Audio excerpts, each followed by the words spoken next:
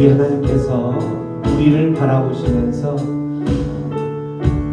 우리의 이름을 부르시면서 우리 하나님이 우리의 귓가에 속삭이시고 계시는 것입니다. 아들아, 딸아, 너는 나의 보배롭고 존귀한 자이고 나의 보물과 같은 자이고 내가 너로 인하여 기뻐한단다. 너는 나의 거룩한 신부란다 라고 말씀하시면서 우리를 꼭 껴안아 주시는 그 하나님인 것입니다. 그 하나님이 너는 내 것이다 라고 말씀하고 계시지요. 오늘 그 하나님의 음성을 들으시면서 하나님께서 우리를 보물과 같이 여기며 내 것이라고 선포하는 그 하나님 앞에 나아가면서 하나님, 내가 그 하나님의 자녀, 하나님께 속해 있는 자로 살아가기로 결정합니다. 그 하나님만을 또한 기뻐하며 살아가기로 결정하오니 오늘 이 시간 예배를 받아 주시옵소서. 그렇게 그런 간절한 마음으로 다시 한번 우리 내가 너를 지명하여 찬양하며 나갑니다. 내가 너를 지명하여 불렀나니 너는 내 것이라 내 것이라 내 것이라 너의 하나님이라 내가 너를 보배롭고 존귀하게 여기노라 너를 사랑하는 내 여호와라 내가 너를 지명하여 불렀나 너는 내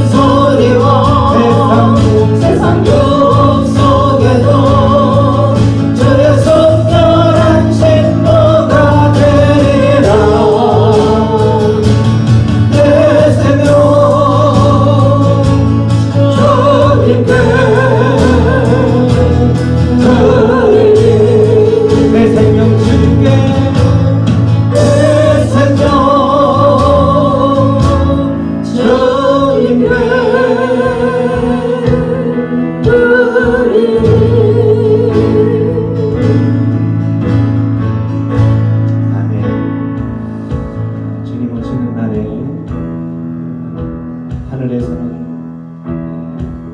천국에서는 큰 혼인잔치가 이루어진다라고 말씀하셨습니다.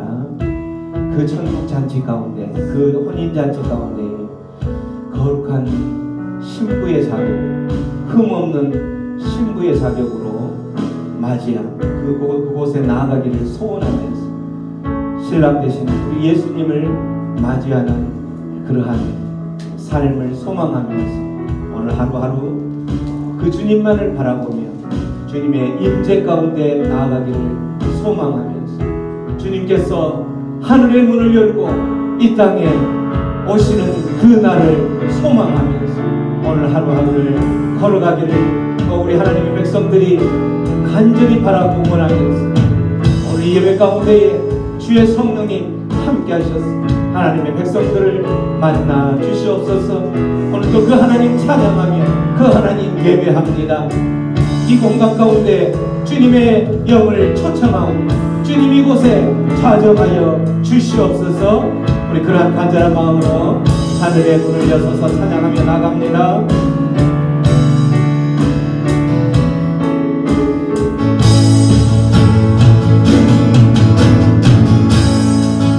하늘의 문을 여소서 이곳을 주목하소서 주를 향한 노래가 꺼지지 않으니 하늘을 열고 보소서 이곳에 임재하소서 주님을 기다립니다. 기도의 향기가 하늘에 닿으니 주여 임재하여 주소서 이곳에 오셔서 이곳에 앉으소서 이곳에서 드리는 예배를 받으소서 주님의 이름이 주님의 이름만이 오직 주의 이름만 이곳에 있습니다.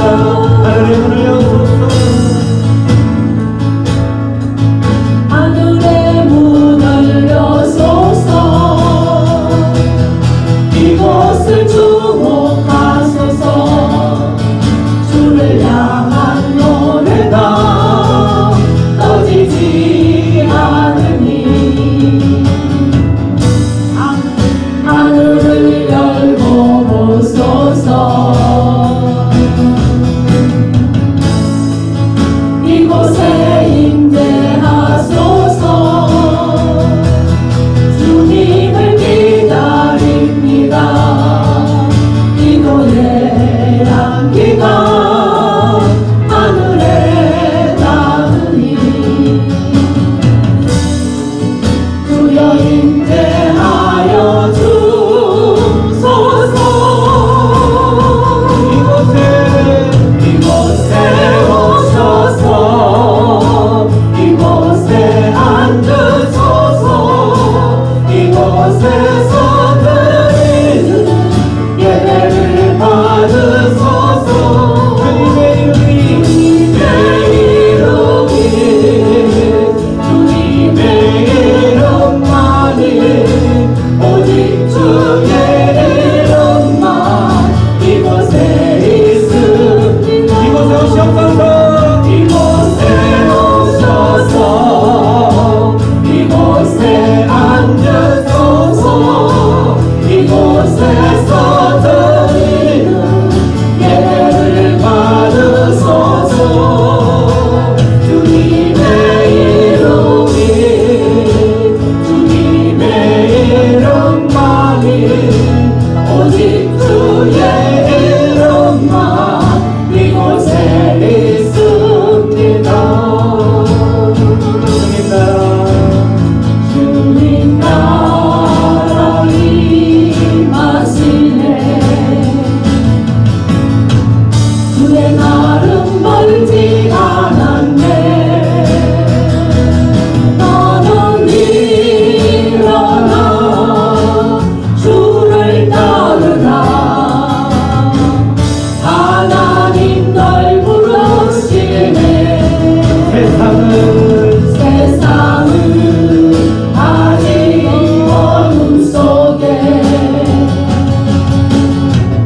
이 대신 주 보기 원하네. 너는 일어나 그 빛을 바라라. 주님의 영광 내게 임했네. 일어나 주의 사랑 강한 용사여. 주님이 너와 함께 하시는 주께서 다시 오시길 그 길 예비하라. 영광의 주님 오만하네. 일어나 주의 사랑 강한 용사여. 주님이 너와 함께 하시는 주께서 다시 오시길 그 길 예비하라. 영광의 주님 오만하네.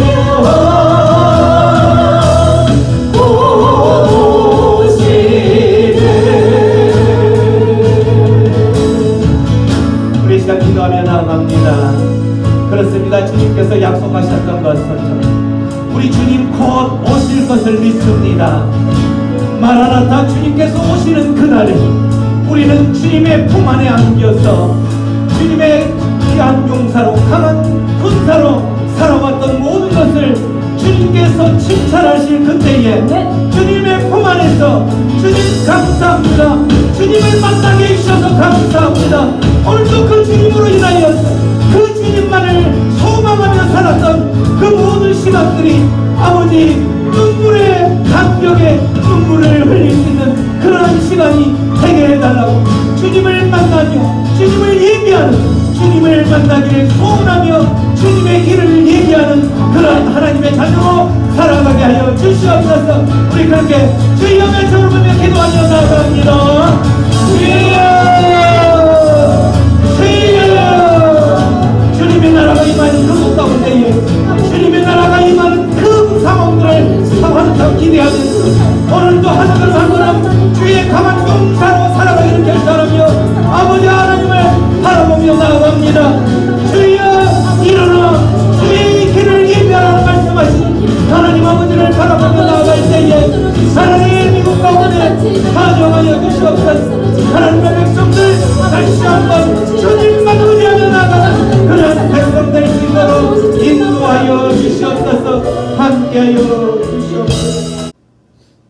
하나님이여, 주는 나의 하나님이시라.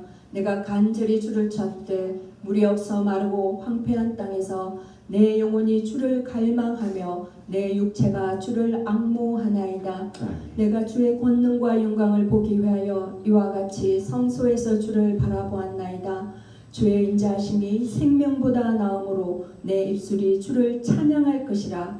이름으로 나의 평생에 주를 송축하며 주의 이름으로 말미암아 나의 손을 들리이다. 아멘. 선하시고 인자하신 하나님 아버지, 죄와 사망에서 저희를 구원하시고 주께서 구별하신 주의 날에 주님의 성소로 부르셔서 하나님을 예배하는 자로 서게 하시니 감사를 드립니다. 이 시간 드려지는 예배를 통해 하나님 자녀의 역할을 넉넉히 감당하도록 주님의 사랑으로 가득 채워 주옵소서.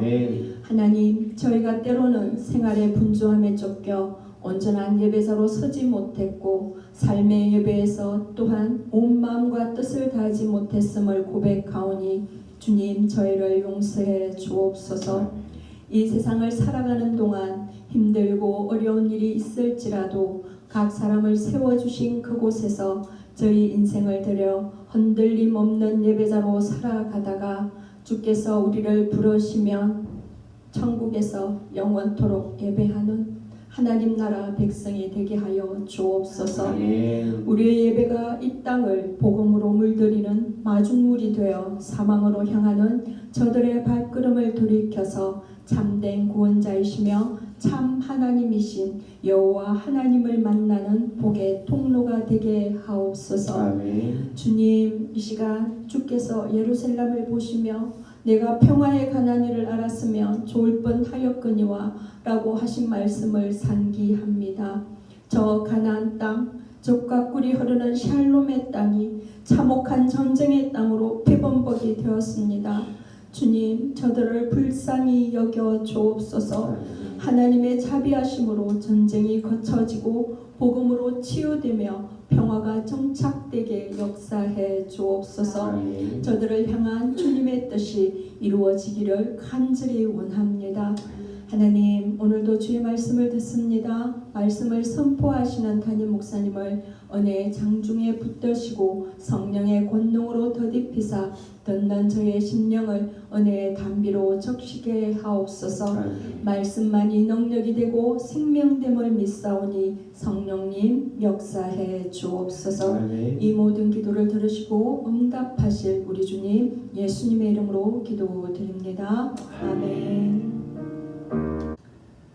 요한계시록 말씀을 통하여서 하나님께 상 받는 교회 또는 하나님께 상 받는 사람, 요한계시록 2장 8절 2장 8절에서 11절 말씀까지 그 말씀 앞에서 하나님께서 지금 시대에 우리에게 어떠한 말씀을 주시는지 깨닫는 은혜가 있는 시간이 되기를 소원합니다. 말씀 앞으로 가기 전에 우리 선포하는 시간을 갖습니다. 주의 말씀은 내 인생의 빛입니다. 주의 말씀은 내 삶을 변화시킵니다. 주께서 말씀하신 대로 나는 하나님의 사랑받는 자녀입니다. 나는 축복의 통로입니다. 오늘도 주의 말씀에 마음의 마음의 문을 엽니다. 말씀하여 주옵소서. 듣고 깨닫고 말씀대로 살겠습니다. 아멘. A 하나님 말씀에 동의하고 하나님과 함께 움직이고 E 하나님과 함께 끝내고 N 하나님을 절대 의심하지 말자. 아멘. 아멘. 아멘입니다. 우리가 생각하고 움직이고 또 일을 마치고 그 모든 일을 하는 가운데에 하나님과 함께 동행하면서 하나님의 일하심을 의심하지 않는 믿음의 사람들이 되기를 소망합니다. 계시록 2장 8절부터 11절까지 말씀이 짧으니까 천천히 합독하겠습니다. 시작. 스무나 교회의 사자에게 편지하라. 처음이며 마지막이요 주고 따라 살아나신 이가 이르시되 내가 내 환난과 궁핍을 알거니와 실상은 내가 부유한 자니라. 자칭 유대인이라 하는 자들의 비방도 알거니와 실상은 유대인이 아니요 사탄의 해당이라. 너는 장차 받을 고난을 두려워하지 말라. 볼지어다 마귀가 장차 너희 가운데서 몇 사람을 오게 던져 시험을 받게 하리니 너희가 10일 동안 환난을 받으리라. 내가 죽도록 충성하라. 그리하면 내가 생명의 면류관을 내게 주리라. 기인연 자는 성령이 교회들에게 하시는 말씀을 들을지어다. 이기는 자는 둘째 사망의 해를 받지 아니하리라. 아멘. 네.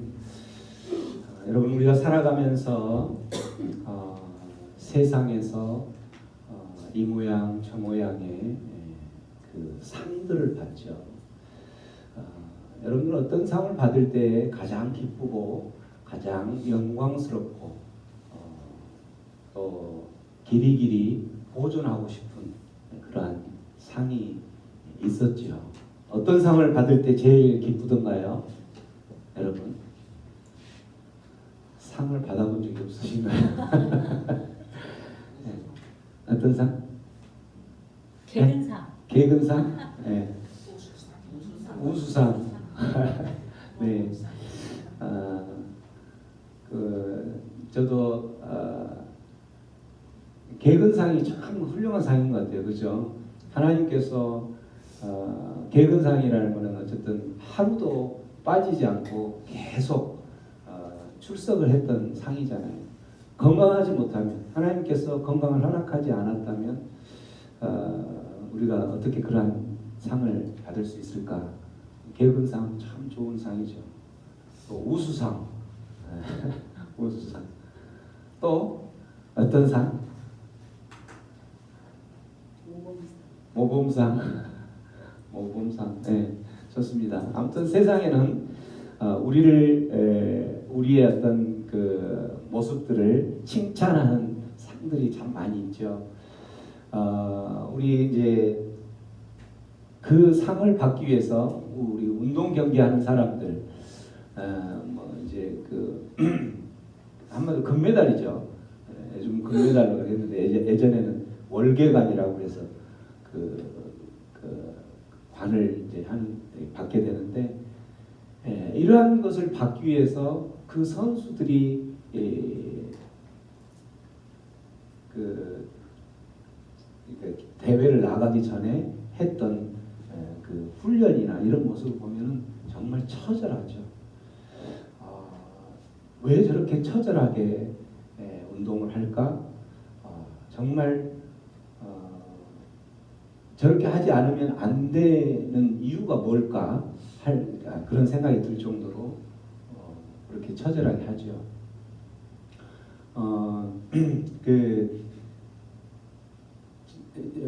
예전에 그 테니스 선수, 우리 한국 선수 중에 이제 세계적인 선수 중에 한 선수가 요즘 그 이영택 말고 권순우라는 테니스 선수가 있는데, 그 선수가 아주 훌륭한 선수였는데 최근에 그 경기가 끝나고 나서 라켓을 그 앞에서 이렇게 깨는 그 모습 때문에 이제 국제적인 망신을 사실은 입은 거죠. 그리고 그 국제적인 망신도 입고 또 그 사귀는 여자하고도 헤어지게 되고, 아무튼 뭐 그런 일들이 당했죠. 그래서 왜 저렇게 라켓까지 부수면서 그런 성질을 못 참까 했는데, 어제 제가 그 답을 알았어요. 모든 선수들이 다 그런 상황들이 될 수가 있는데, 뭐 이렇게 거기서 금메달을 따면 요즘 이제 우리 한국에서는 군대를 면제를 해주잖아요. 그런 것하고 연관이 좀 돼 있었던 것 같아요. 그러니까 자기가 어떤 지금까지 쌓았던 훈련과 이 모든 것들을 다 물거품처럼 사라져 버리는 거잖아요. 우승을 하면 그런 혜택도 되고 그런 상도 되는 거기 때문에, 어쨌든 이런 어떤 대회나 이런 데 나가서 우승 상품, 우승이나 이런 것을 기대하면서 처절하게 노력을 하죠. 그만큼의 영광스러운, 자랑스러운 상이기 때문에 그렇죠. 또 우리 배우들이나 이런 사람들은 뭐 아카데미상이나 주연상이나 이런 것들에 또 목숨을 걸잖아요. 그죠? 이런 상들을 받기 위해서 또 거기에 어떤 출연이 돼야 되고 발탁이 돼야 되기 때문에 수단과 방법을 가리지 않고 이 상을 향하여서 모든 것을 던지면서 나아가는 거죠. 이게 그렇게 영광스러운 상이라고 생각을 했기 때문에, 또 뭐 우리가 살아가면서 뭐 대통령 표창을 받는다거나 뭐 국무총리 표창을 받는다거나 뭐 무슨 장관 표창을 받는다, 굉장히 영광스러운 상으로 느껴지는 거죠. 길이길이 그 상들을 보존을 하잖아요. 또 하나는 이제 국제적인 상 중에 하나가 노벨상. 노벨상은 누구나가 받는 것이 아니기 때문에, 실제 이 노벨상이 생기게 된 그 배경을 보면 스웨덴의 노벨은 화학 그 학자였죠. 화학 학자여가지고 그가 만들어낸 그게 뭐였냐면 다이너마이트를 개발을 했죠. 다이너마이트를 개발을 했는데, 이 노벨은 평화주의자였는데 이 다이너마이트가 어떻게 돼요? 전쟁이나 이런 데 사용하다 보니까 엄청난 많은 사람들을 인명을 살상하게 되고 그렇게 상황을 보고 내가 원래 만들려고 했던 다이너마이트의 목적하고는 정말 취지에서 벗어났다 이렇게 생각을 해서 그가 이제 후회를 많이 하고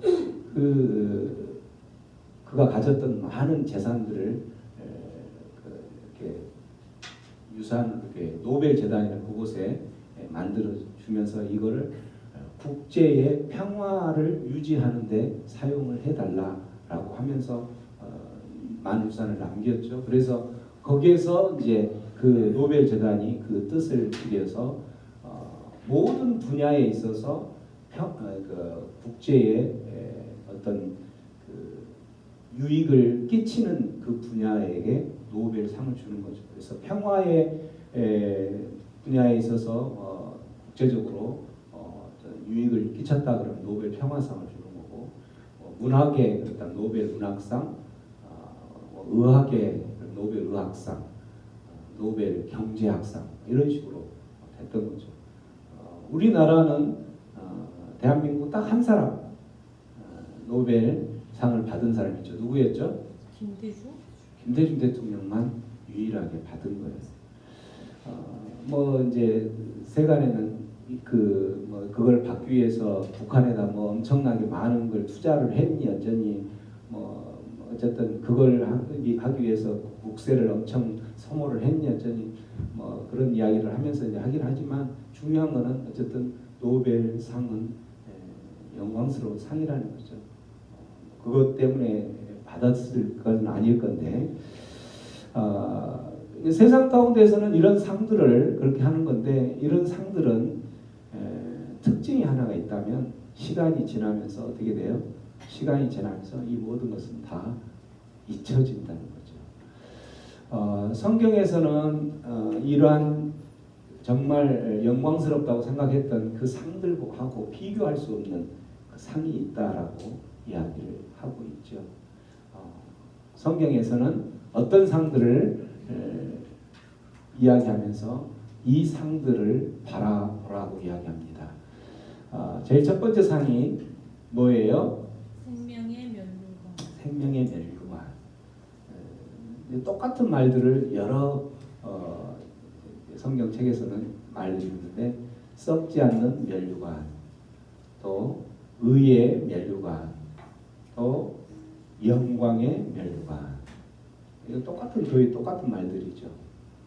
이 상들을 사모하라라고 이야기하고 그리고 오늘 본문 말씀에 보면은 한 가지 상이 더 있는데 그게 바로 뭐냐면 둘째 사망과 무관한 삶을 이 둘째 사망과 무관한 이 상을 사모하라라고 이야기를 하고 있어요. 생명의 면류관 이거는 야고보서 말씀하고 보면은 그 말씀이 어떤 건지를 이야기를 해주고 있죠. 시험을 참는 자는 복이 있도다. 이것이 옳다 인정하심을 받은 후에 주께서 자기를 사랑하는 자들에게 하나님을 사랑하는 자들에게 약속하신 생명의 면류관을 약속하셨다. 하나님을 사랑하는 사람에게 약속한 게 있다라는 거예요. 어떨 때? 너희들이 잘 나갈 때 하나님을 사랑하고 뭐 이렇게 하는 것은 쉽다라는 거죠. 근데 어떤 가운데 너희들이 시험 가운데 고난 가운데 있을 때에 하나님을 사랑하는 자, 그 하나님을 사랑하는 자에게 하나님께서 약속한 게 있다면 생명의 면류관이라. 생명의 면류관이라는 것은 뭐냐면 생명으로 구성된 면류관. 아까 면류관 그 월계관처럼 그런 모든 것들이 생명으로 구성된 면류관. 다시 말하면 생명 그 자체인 면류관을 약속하셨다라는 거죠. 2장 5절에 보면 하나님이 세상에 대하여는 가난한 자를 세상에 대하여서 가난한 자. 이 말은 무슨 말이에요? 우리 모두는 다 세상에 대하여서 부요하기를 원하죠. 세상 가운데에서 조금 더 그 성공하기를 원하죠. 세상으로부터 인정받기를 원하고 아까 열거했던 세상 가운데 그런 많은 영광스러운 상들을 향해서 오늘도 우리는 그쪽으로 모든 마음들을 빼앗긴다는 거예요. 그런데 하나님께서는 그러한 세상 가운데에 가난한 자를 택한다는 거예요. 세상 가운데보다는 나에게 하나님께 마음을 주고 믿음의 길을 걸어가는 그 사람에게 하나님께서는 약속한 게 또 하나 있는데 그게 바로 뭐예요? 약속하신 나라. 이게 바로 하나님의 나라죠. 천국이라는 거예요. 이 말은 무슨 말이에요? 생명의 면류관과 하나님께서 약속하신 나라와는 똑같다라는 거예요. 우리가 하나님을 사랑하고 하나님을 사랑하는 믿음의 반응을 하는 것 중에 대표적인 게 눈으로 볼 수 있는 게 바로 뭐예요? 예배죠. 하나님을 사랑한다면 예배 자리를 사모하게 되어 있어요. 세상을 사랑하지 않고 세상은 가난하고 세상에 대해서는 내가 모든 마음을 비우고 하나님께 나아와서 하나님을 사랑한다라는 표현을 하는 게 예배라는 거예요. 하나님만이 내 인생의 모든 것입니다. 하나님이 내 인생의 가장 가치 있는 분입니다. 우리는 삶을 향하여서 나아갈 때에 무엇을 향하여 나가냐면 가치 있는 것을 향하여 나아가죠. 그러나 오늘도 세상 가운데에서 그 가치를 나의 어떤 그 가치를 채우기 위해서 세상으로 나아가지 않고 이곳으로 왔다라는 것은 하나님을 사랑한다는 표현이라는 거예요. 하나님을 사랑하지 않는 사람들이 아니라 하나님을 사랑하는 자에게 하나님께서 약속하신 게 있는데 생명의 면류관 곧 하나님의 나라를 약속한다는 거예요. 하나님의 나라는 바로 천국이요 우리가 하나님의 백성이 된다라는 말씀이 되는 거죠. 썩지 않는 면류관 마찬가지 똑같은 말인데 세상 사람들은 모든 것을 향하여서 달려갈 때에 썩을 면류관을 향하여서 달려간다는 거죠. 그 면류관을 받았을 때는 한순간 기쁘겠죠. 한순간은 영광스럽고 자랑스럽겠죠. 그러나 그것은 오래 가지 못한다라는 거예요. 그런데 하나님께서 약속하신 그 면류관은 영원한 썩지 않는 면류관이라는 거예요. 세상 사람들은 그 썩을 면류관을 받기 위해서 얼마나 많은 훈련을 하고 또 절제를 하고 이렇게 하죠. 모든 일에 절제한다. 이기기를 다투는 자마다 모든 일에 절제한다. 철두철미하게 계획을 세우고 철두철미하게 절제해 나가며 철두철미하게 나의 건강을 지키는 것. 그 건강을 지키는 궁극적인 목적이 바로 내가 그 썩을 면류관을 향하여서 그걸 얻기 위해서 이렇게 철저하게 훈련하고 절제한다라는 거예요. 그러나 그것은 영원하지 않다라는 것을 오늘 말씀하고 있는 거죠. 썩지 않는 면류관을 약속하신 그 하나님 앞으로 나오지 않고 우리의 마음들이 세상 가운데로 나아가 있는 썩을 그 면류관을 향하여서 나아가는 것을 오늘 하나님께서는 우리에게 말씀하고 계시는 거예요. 뿐만 아니라 의의 면류관 사도 바울이 디모데후서는 모든 사역들을 다 마치고 마지막 유언격으로 썼던 그 책이죠. 거기에 보면 내가 선한 싸움을 싸우고 나의 달려갈 길을 마치고 믿음을 지켰다. 내가 선한 싸움을 싸웠으며 하나님께서 나에게 맡겨진 그 사명들을 나는 다 감당했고 그 감당해 가면서 믿음을 지켰다. 그렇기 때문에 이제 8절에 이제 후로는 나를 위하여 무엇이 예비되었다? 의의 면류관이 예비되었다는 거죠. 의의 면류관이 예비되었는데 곧 누가 그 의의 면류관을 우리에게 주시는 거냐면 의로우신 재판장이 바로 예수 그리스도가 재판장이신 그날에 내게 주실 것이다 라는 거죠. 내게 주실 거예요. 나의 믿음을 다 지키고 내가 나의 맡은 사명들을 다 감당하고 이제 주님이 부르시면 가야 될 그 상황 가운데에서 내가 기대하는 것은 의의 면류관을 기대하는데 내게만 주는 것이 아니라 마지막 절에 보면 누구에게도 준다고 되어 있어요? 주의 나타나심을 사모하는 모든 자. 주의 나타나심을 사모하는 모든 자. 우리가 하나님의 다시 예수님께서 하나님의 약속하신 대로 다시 오실 것을 믿으시죠? 주님 다시 오실 것을 믿으시죠? 그렇기 때문에 우리가 지금 신앙생활을 하면서 주님 언제 오실지 모르지만 주님 다시 오시는 그때에 주님께서 약속하셨던 것이 있다라는 거죠. 그게 바로 의의 면류관을 준다라는 거예요. 누구에게? 선한 싸움을 싸운 사람. 악한 싸움이 아니라 선한 싸움을 싸운 사람 뿐만 아니라 주님께서 맡겨준 그 사명들을 다 믿음을 지키며 마친 사람. 그 일들을 감당하면서 믿음을 쓰레기처럼 버린 자가 아니라 신앙을 버린 자가 아니라 힘들고 어렵지만 잘 나갈 때는 상관이 없죠. 잘 나갈 때는 상관이 없는데 어려운 그 순간에 하나님께서는 믿음을 지키길 원한다는 거예요. 그런 사람에게 의의 면류관이 예비되었다라는 거죠. 또 하나는 자랑과 영광의 면류관. 데살로니가전서 보면 우리의 소망이나 기쁨이나 자랑의 면류관이 무엇일까? 우리가 기뻐하고 또 자랑해야 될 그 면류관이 무엇일까? 이야기를 그렇게 질문을 해놓고 사도 바울이 그 질문의 답을 뭐라고 이야기하냐면 우리의 그 자랑의 면류관, 우리의 기쁨의 면류관은 바로 누구다라고 이야기하고 있냐면 바로 너희다라고. 너희.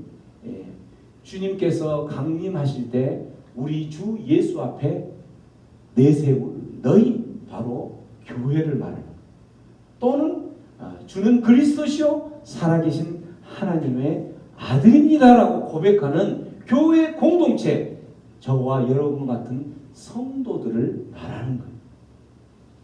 성도들의 삶이 어떤 삶이었을 때 아까 사도 바울이 고백했던 것처럼 달려갈 길을 다 믿음을 지키며 달려간 사람, 선한 싸움을 싸우며 살아가는 사람, 그 성도가 하나님 앞에 주님 다시 오시는 그때에 기쁨의 면류관이 되고 자랑의 면류관이 된다라는 거죠.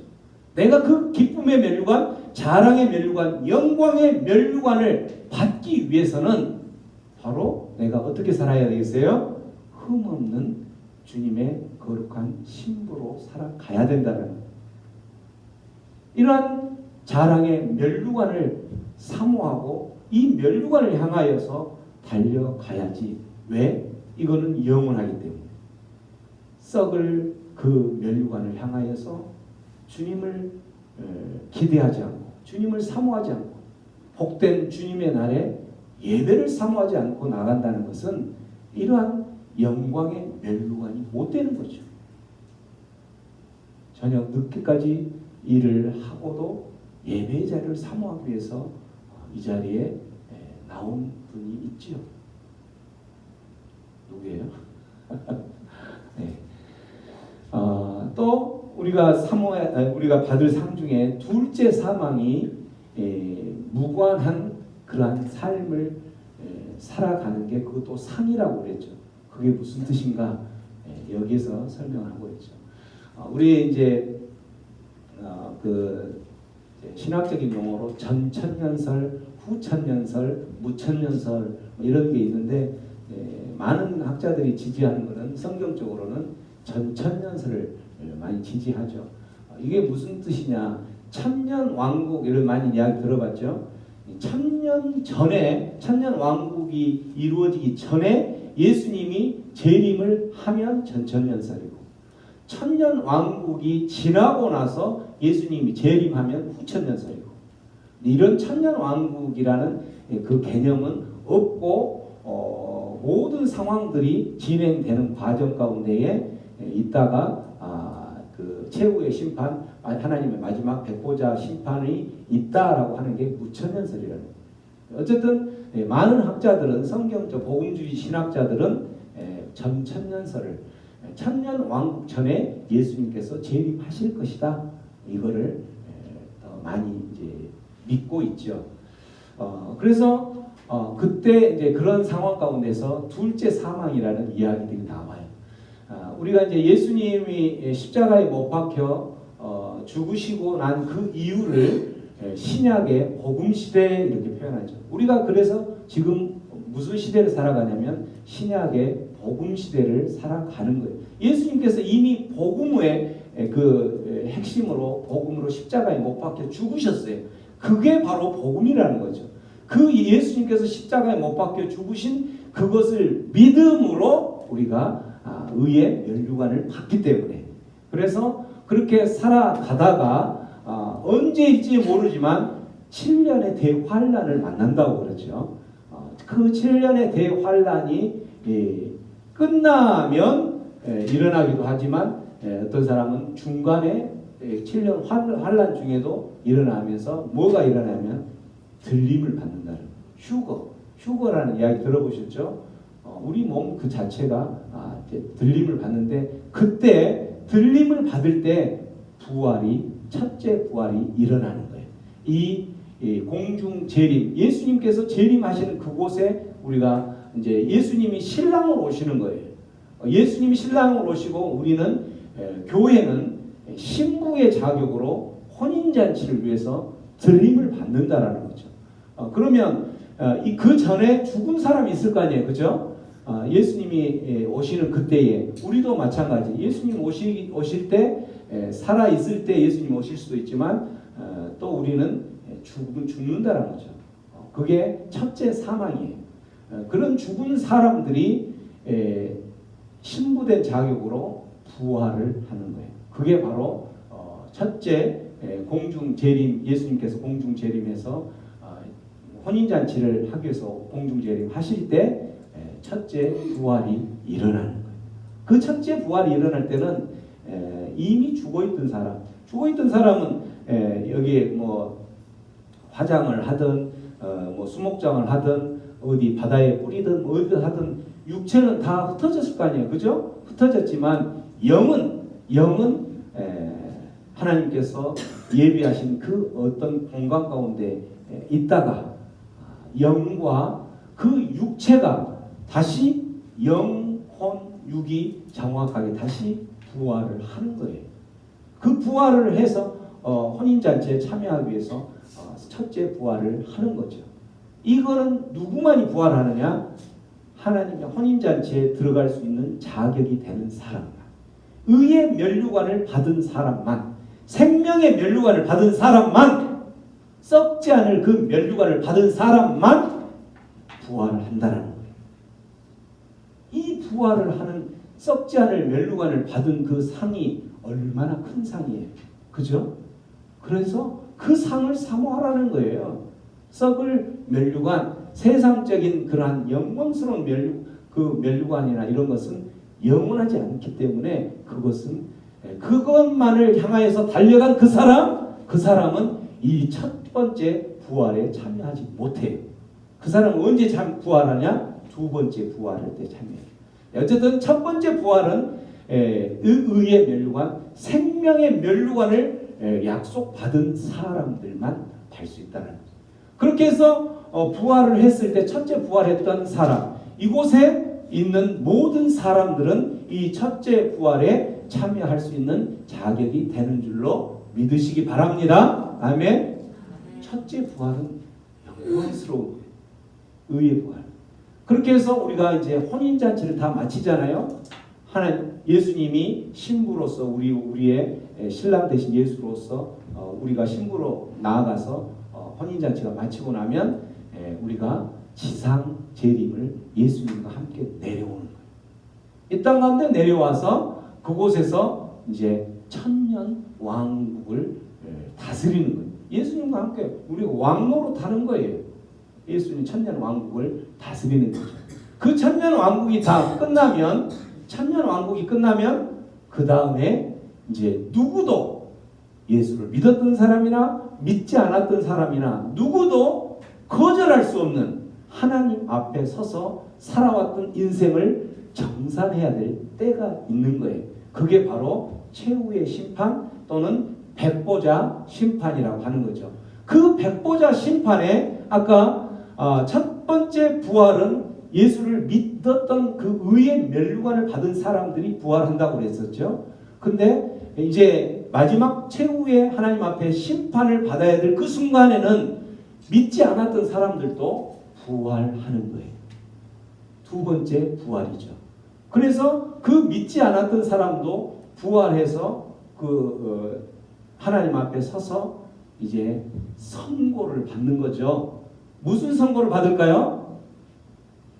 믿었던 첫 번째 부활에 참여했던 사람도 그 하나님 앞에 서는데 첫 번째 부활에 참여했던 그 사람은 이미 예수님과 혼인잔치를 마친 사람이에요. 그러면 하나님의 가족이 되는 거고 예수님의 신부가 된 사람이기 때문에 그 사람도 하나님 앞에 섰을 때에 선고를 받을 때 어떤 선고를 받냐면 영원한 그 천국으로 선고를 받는 거죠. 그때 이 두 번째 부활했던 믿지 않고 의의 면류관을 받지 못했던 썩지 않을 그 면류관을 받지 못했던 사람들은 선고를 어디를 받냐면 영원히 꺼지지 않는 지옥불로 선고를 받는 거예요. 그게 바로 둘째 사망이라는 거예요. 그래서 아까 이야기한 하나님께서 약속하신 그 상 중에 둘째 사망이 무관하다라는 것은 엄청난 상이라는 거죠. 요한계시록 20장 말씀 한번 읽어봅니다. 시작. 첫째 부활에 참여하는 자들은 복이 있고 거룩하도다. 둘째 사망이 그들을 다스리는 권세가 없고 그들이 하나님과 그리스도의 제사장이 되어 천년 동안 그리스도와 더불어 왕노릇 하다. 이 상이 얼마나 큰 상이겠어요. 그래서 여러분 지금 하나님께서는 여러분에게 보여주셨어요. 너희들 어떤 상을 원하니? 썩을 그 세상에서 모든 사람들이 그렇게 갖기를 원하는 그 상을 원하니? 아니면 생명의 면류관, 썩지 않을 면류관, 의의 면류관, 영광의 면류관, 둘째 사망이 전혀 관여하지 못하는 그러한 그 삶을 상으로 받기를 원하니? 여러분 무슨 상을 원해요? 의의 면류관. 면류관? 세상이 원하는 그 면류관이 아니라 이 상들을 받기를 원한다라는 거죠. 근데 이런 사람, 이 상은 누가 받는다고 그랬어요? 아까 누가? 어떤 사람이? 하나님은 천국 백성이 된 사람이 받는다라는 거예요. 천국 백성이 하나님을 사모하는 사람이 하나님을 사랑하는 사람에게 누가 하나님을 사랑하죠? 세상 사람들은 하나님을 사랑하지 몰라요. 왜냐? 하나님을 모르기 때문에. 하나님 백성, 저와 여러분 같은 천국 백성 된 사람이 하나님을 사랑하죠. 그래서 이 상을 받는 거죠. 정확히 오늘 본문에 보면 어떤 사람들이 수고하고 헌신하되 죽도록 충성한 사람에게 하나님께서는 이 상을 주신다라는 거죠. 여러분 죽도록 충성한다라는 게 어떤 뜻일까? 오늘 누구에게 이 편지를 보내고 있냐면 서머나 교회에 보내고 있죠. 서머나 교회에서는 이 죽도록 너희들이 충성해야 된다라는 이 말을 알아요. 이 말이 무슨 뜻인지 안다라는 거예요. 그들은 지금 이 상황 가운데서 죽도록 충성하라고 할 때에 너희들이 지금 잘 나가고 있는 거 안다? 너희들이 지금 잘 살지? 이럴 때 이 말을 하지 않았다라는 거예요. 9절에 보면 뭐가 있어요? 그들 안에 환난과 궁핍이 있다라는 거예요. 너희들 안에 환난과 궁핍이 있는 거 안다? 또 그 환난과 궁핍을 일으키는 그 장본인들이 누구였냐면 자칭 유대인이라고 하는 그 사람들이 그들을 너무 힘들게 했어요. 그들을 핍박하고 너무 힘들게 했는데 그들을 자칭 유대인이라고 하는 그들을 사탄이라고 규정을 하죠. 9절에. 그리고 10절에 보면 그 서머나 교회 사람들에게 장차 받을 고난을 두려워하지 말라 그러고 있죠. 여기에서 너희들은 장차 고난이 없을 것이다가 아니라 고난이 있다라는 거죠. 그래서 그 고난이 있을 때에 고난을 피하지 말고 두려워하지 말라. 그렇게 이야기하면서 그 고난은 며칠 동안 있을 거라고 하냐면 10일 동안 너희들이 환난을 당한다. 여기서 10일이라는 숫자는 정확히 10일이라는 것을 의미하는 건 아니고 기간이 그렇게 길지 않다라는 거예요. 기간이 제한되어 있다라는 거죠. 언젠가는 그 고난이 끝난다라는 거예요. 언젠가 그 환난이 끝난다라는 거죠. 우리에게도 마찬가지. 우리에게도 우리의 삶 가운데서도 하나님께서 이 환난과 궁핍과 고난과 이런 게 한계가 있다라는 거죠. 우리가 늘 많이 불렀던 그 찬양이 있죠. 이 또한 지나간다라는 거죠. 이 또한 지나간다라는 거죠. 왜? 그 고난은 하나님께서 제한을 두셨기 때문에 10일이라는 그 고난 기간을 제한을 두었기 때문에 그렇다라는 거죠. 그러한 고난 가운데에 내가 죽도록 충성하라. 그렇게 충성하는 사람들에게 내가 약속하는 게 있다. 그게 바로 생명의 면류관이라는 거예요. 두 번째 상이 바로 뭐냐면 11절에 둘째 사망의 해를 받지 않는 상이라는 거죠. 이게 이제 무슨 뜻인지 다 이해됐죠? 여러분, 생명의 면류관, 둘째 사망이 나와는 상관이 없다. 엄청난 상이라는 거예요. 이 상이 그렇게 영광스럽고 복된 상이라는 것을 모르고 지금도 세상 가운데 살아가는 사람들은 하나님을 모르고 이 생명의 면류관을 갖기를 원하는 것, 이 자체를 모르는 거죠. 둘째 사망이라는 것 자체를 모르는다는 거예요. 이 서머나 교회 사람들은 죽도록 충성하라라는 이 말을 바로 이해를 했어요. 그 상황에서. 왜 그랬을까요? 이 죽도록 충성한다라는 이 말이 얼핏 보면 이렇게 해석할 수 있겠죠. 죽을 힘을 다하여, 온 힘을 다하여 죽을 때까지, 주님 다시 오시는 그때까지 이렇게 해석할 수 있을 것 같죠. 비슷한데 아니라는 거예요. 이 뜻이 아니라는 거예요. 이 지금 서머나 교회는 계시록에서 7교회 중에 한 교회죠.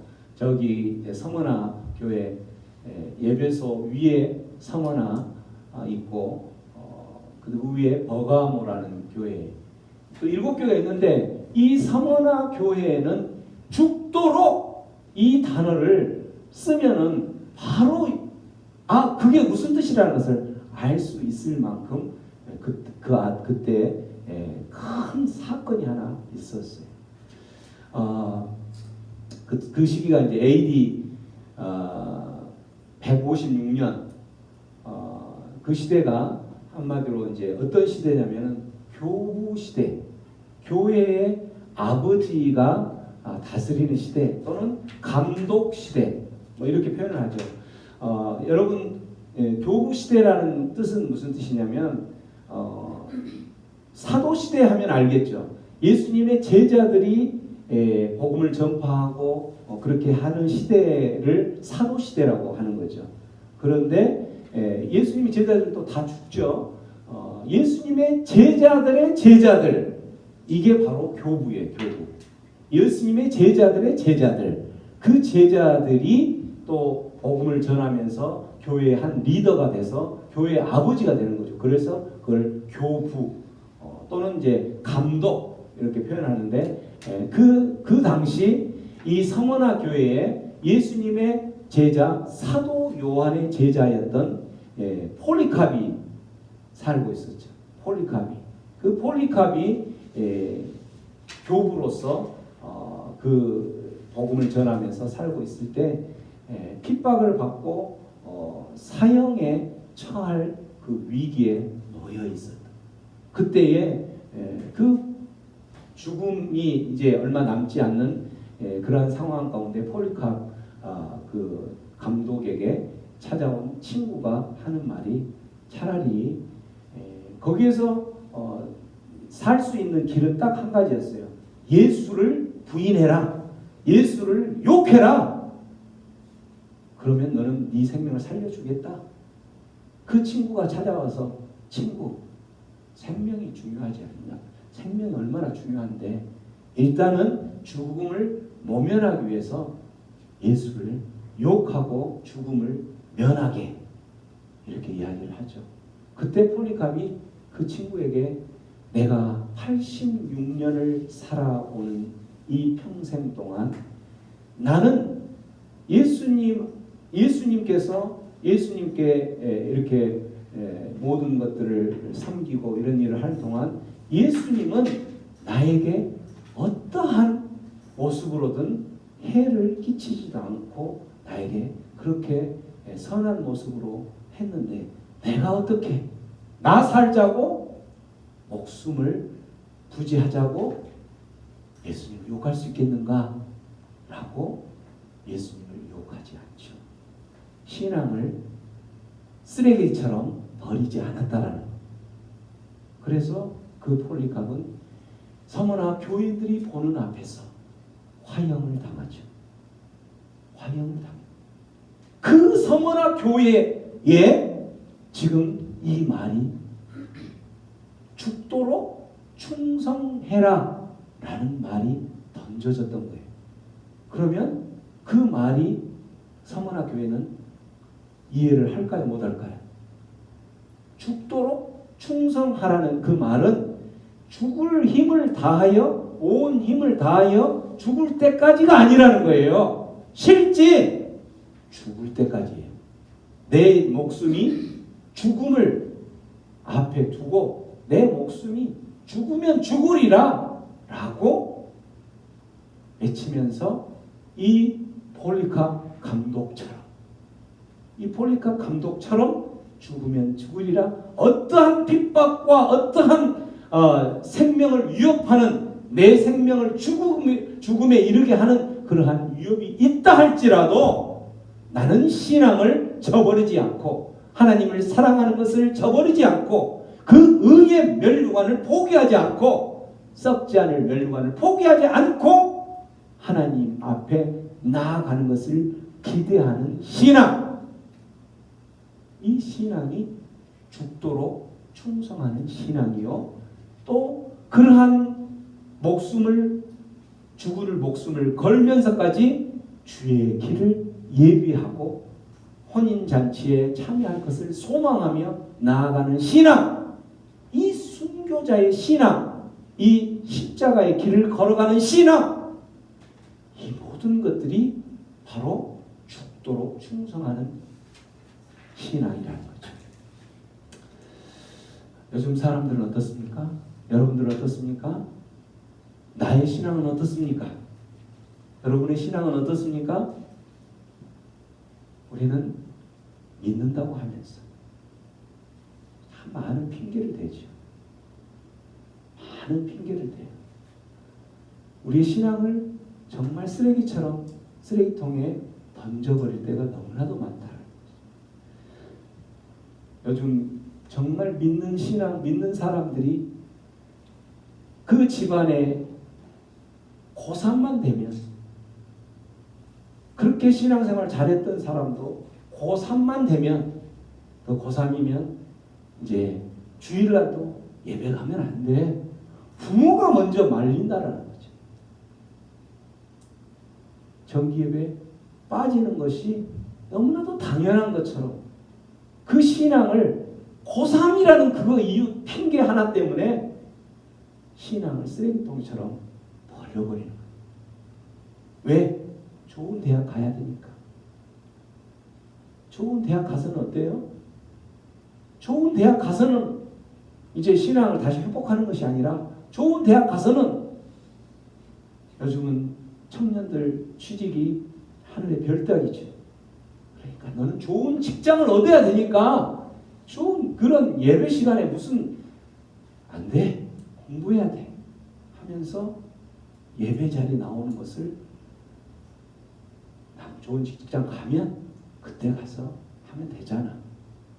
예배 회복을 그 의의 면류관이라는 것 자체, 신앙이라는 것 자체를 쓰레기통처럼 버리는 것을 아무렇지 않게 생각한다라는 거죠.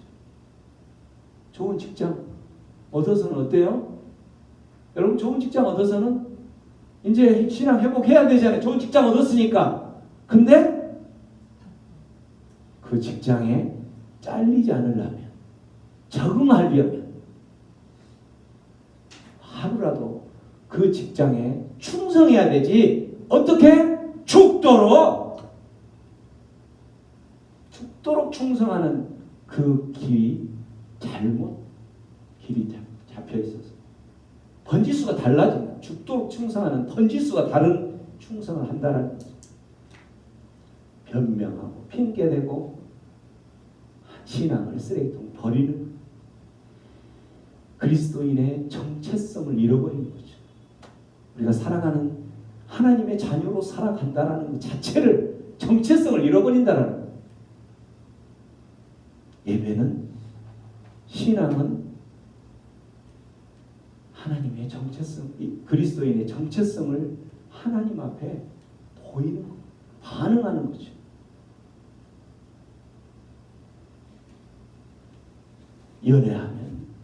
연애하는 그 사람 핑계대고 또 결혼해서 아이를 낳으면 아이 때문에 이제 아이 좀 크면 나가야죠. 이 핑계 저 핑계 이렇게 하다가 나이 다 먹어서 이제 나이 다 먹으면 어때요? 힘없으니까 신앙을 버려요. 그러다가 어디에 서죠? 언젠가 하나님 앞에 서는 거예요. 그것도 첫째 부활에 참여하지도 못하고 둘째 부활에 참여해서 둘째 부활에 대상이 돼서 결국은 둘째 사망을 경험하게 되는 신앙에 우리는 추구해야 될 게 뭘 추구해야 되겠어요? 그래서 여러분 뭘 추구하고 뭘 붙잡고 싶으세요? 썩을 세상의 것을 세상의 그 면류관을 붙잡고 싶습니까? 여러분의 이 의의 면류관, 썩지 않을 면류관, 둘째 사망과 상관이 없는 그 삶, 이러한 상의 주인공이 누구라고 그랬어요? 누가 이 상의 주인공이에요? 누가? 폴리캅의 그 죽으면 죽으리라 죽도록 충성했던 그 사람에게 하나님께서 약속했던 것처럼 우리는 알죠. 죽으면 죽으리라 민족을 구했던 에스더의 그 신앙, 주기철 목사님이 일사가구의 그 정신으로 여러분 저번에 2년 전인가 한번 저희 그 비디오 본 적 있죠. 그렇게 살아간다면 우리의 삶 가운데에 무슨 핑계를 댈 수 있겠어요? 우리의 삶 가운데 두려울 게 뭐가 있겠어요? 내가 지금 좀 뭐가 부족해서 채워지지 않는 그것이 있어서 밤잠을 못 자고 두려워하는다면 죽을 각오를 하고 의의 면류관을 향하여서 달려간다면 그 모든 부족한 것들, 그 모든 그것들을 채울 수 있는 그 의의 면류관이 있는데 무슨 핑계가 될 게 있겠어요? 여러분, 이러한 사람에게 하나님께서는 의의 면류관을 약속하셨다는 거죠. 사도 바울이 사도행전을 보면은 나의 달려갈 길과 주 예수께 받은 사명 곧 하나님의 은혜의 복음 증거하는 일. 사도 바울은 그가 받은 사명을 뭘로 한마디로 정하냐면 잃어버린 영혼을 전도하는 것, 이방인들을 전도하는 것을 자기의 사명으로 알고 간다는 거죠. 근데 그 일을 마치려 하면은, 이 말을 다시 표현하면, 그 일을 마칠 수만 있다면, 다시 말하면 내가 받은 사명을 내가 다 감당할 수만 있다면, 그 감당하는 데에 혹시라도 내 생명이 담보가 된다면 나는 내 생명 귀한 것으로 여기지 않겠다 라고 고백하는 게, 마치려 하면은 나의 생명을 조금도 귀한 것으로 여기지 않습니다 라고 고백했다라는 거죠. 21장에 보면, 사도행전 21장에 보면 사도 바울이 예루살렘으로 올라가려고 할 때에, 예루살렘으로 올라가면 그 당시 모임을 하면서 어떤 한 애언자가 나오죠. 애언자가 오면서 애언자가 사도 바울에 있는 그 띠를 벗겨서 사도 바울을 이렇게 묶으면서, 예루살렘에 올라가면 당신은 이렇게 묶임을 당하고 죽습니다. 그러니까 올라가지 마세요 라고 이야기를 하죠. 그때 사도 바울이 마음이 너무 아픈 거예요. 바울이 대답하되 너희가 어찌하여 울면서 내 마음을 상하게 하느냐? 나는 주 예수의 이름을 위하여 결박을 지금까지도 많이 받았고, 또 내가 예루살렘에 올라간다 하더라도, 결박을 받는다 하더라도, 그곳에서 그렇게 결박을 받아서 죽을 각오를 하더라도 내가 예루살렘에 올라가야 하는 게 하나님의 뜻이면 나는 죽을 각오를 하고 그곳에 올라가겠다 라고 하고 예루살렘을 올라가죠. 이런 사람에게 오늘날 우리 하나님께서는 약속하셨던 거예요. 오늘 말씀을 정리합니다. 너희가 세상 사람들이 추구하는 그러한 면류관이 아니라, 어떤 사람들이 의의 면류관, 생명의 면류관, 자랑의 면류관, 그 면류관, 또 둘째 상황 관계없는 그러한 상을 받을 수 있는가? 바로 일사가구의 정신. 죽으면 죽으리라 신앙의 지조를 이 핑계 저 핑계 대면서 쓰레기처럼 버리는 것이 아니라, 하나님 앞에 나의 신앙의 지조를 보여준 사람, 그 사람들이 모인 곳이 바로 교회죠. 그러한 하나님께 붙잡힌 바 된 사람들이 모인 교회, 그 교회가 바로 생명의 면류관, 의의 면류관, 썩지 않을 그 면류관을 상으로 받을 수 있다는 것을 기억하면서, 여러분, 우리의 삶 가운데 우리가 신앙을 지켜내기가 너무나 힘든 이 시대 가운데 살아가면서 의의 면류관을 약속한 그 하나님의 약속을 붙들고 살아가시기를 주님의 이름으로 축원합니다. 기도합니다.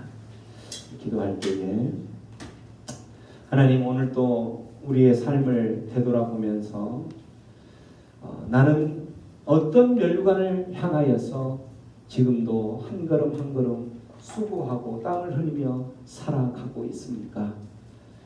세상 사람들이, 모든 사람들이 그렇게 갈망하고 사모하며 얻기를 원하는 썩을 그 면류관을 향하여 달려가고 있습니까? 아니면 썩지 않을 하나님께서 예비하신 그 생명의 면류관, 의의 면류관을 향하여서 달려가고 있습니까? 하나님께서는 분명 오늘 말씀을 통하여 우리에게 약속하셨습니다. 죽으면 죽으리라. 그 신앙을 지켜내는, 어떤 환경과 상황일지라도 신앙을 지켜내는 그러한 사람들에게 내가 너희에게 그 생명의 면류관을 약속하노라. 그 하나님의 음성을 듣고 이제는 죽으면 죽으리라. 우리의 신앙을 지켜내며 살아가게 하여 주시옵소서. 결단하며 기도하며 나갑니다. 아버지 하나님, 감사합니다. 오늘도 주님만을 바라보며 나아가기를 소원하며 한 걸음 한 걸음 의의 멸류관을 향하여 썩지 않을 그 멸류관, 자랑의 멸류관, 영광의 멸류관, 하나님 의의 멸류관을 향하여 나아가는 하나님의 백성들의 삶 가운데에 하나님 그 신앙을 지켜내며 죽으면 죽으리라 일사각오의 정신으로 살아가는 자 될 수 있도록 인도하여 주시옵소서. 하나님께 붙들릴 빠져나게 하여 주시옵소서. 모든 신앙, 어떤 상황 가운데도 신앙을 저버리지 않는 신앙의 지조를 붙드는 자 되게 하여 주시옵소서. 고마우신 하나님 감사합니다.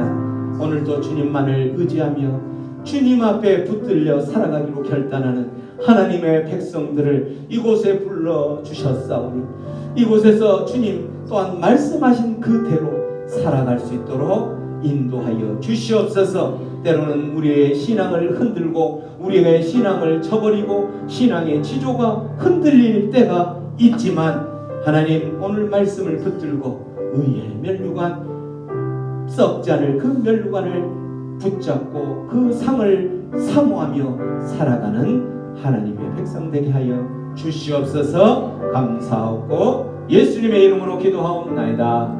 아멘.